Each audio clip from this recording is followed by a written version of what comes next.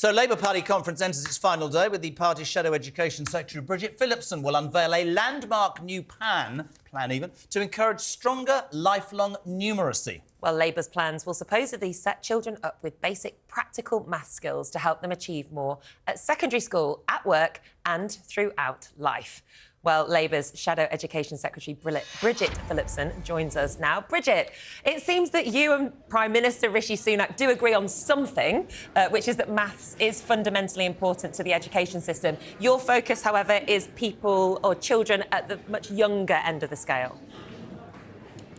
Yeah, absolutely. The Prime Minister and I agree that there is a real cultural problem with maths in our country. I just think he's got slightly the wrong end of the stick in terms of where we should focus our efforts. It's no good asking young people to study more maths at 16 if they've already given up on it at a much younger age and they haven't enjoyed it. So I want to see a much bigger focus on early maths and maths right throughout our primary schools. And I'm setting out Labour's plans today at Labour Party conference around driving high and rising standards in our state schools, improving the teaching of maths and trying new ways of engaging children in their learning as well.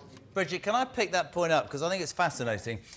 New ways of engaging children. One of the things that I thought when Sunak went on about maths, and whenever I hear about education, I've got a daughter who's now 18 who is severely dyslexic, and by getting her into a certain educational institution and getting help, this was a girl who literally would have struggled 5 years ago spelling a name, and she got 8 GCSEs. One of my criticisms of the education system is that it's sometimes so generic that it doesn't tailor to certain individual kids. And I hate the fact that unless you fall into a category, you can be cast aside forever. Surely education, whether maths is important or not, there should be a more practical sense, I sometimes feel, in terms of the way we educate our kids. Not just, you need to do maths and English, because some people aren't good at that, but they might be good at woodwork, they might be good at sprinting, I don't know. We need to find in kids what can make them successful, don't we?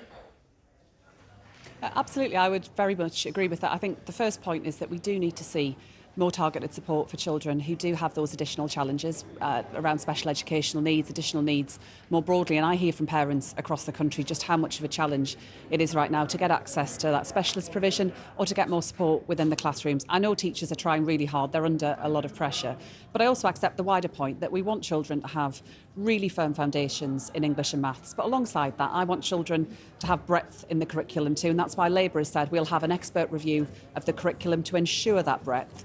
But actually, as a first step towards it, I'll put in place changes that will allow all young people up until the age of 16 to study art, music, sport or a vocational or technical subject alongside that. Because as you say, children have different interests, different experiences, and and it's important they find areas where they can really thrive and flourish. And Bridget, what's your response to Rishi Sunak's proposals last week that he was going to abolish A-levels and T-levels as we know it? Do you think that that's something that's actually necessary, or is this just another plan of Rishi's that might not come to fruition? I think, sadly, it's another gimmick from the Prime Minister, and it's just undeliverable in its current form. We don't have enough teachers right now at the moment to teach the children already in our schools.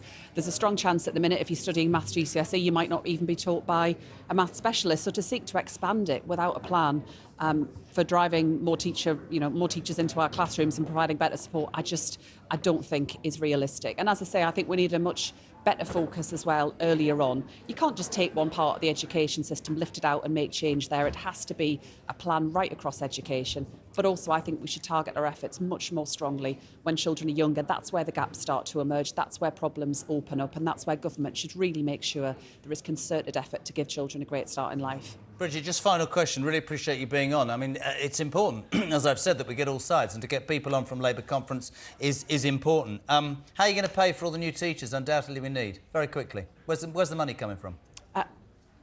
We'll end the tax breaks that private schools enjoy, and we'll deliver, through that, we'll deliver a brilliant state education for every child, more teachers, better mental health support, more support around teacher training too. All right, listen, we'll be interested to listen to your speech today. Bridget Phillipson, MP, Shadow Education Secretary, delivering her speech to conference. Join us on Talk today. Thank you so much indeed.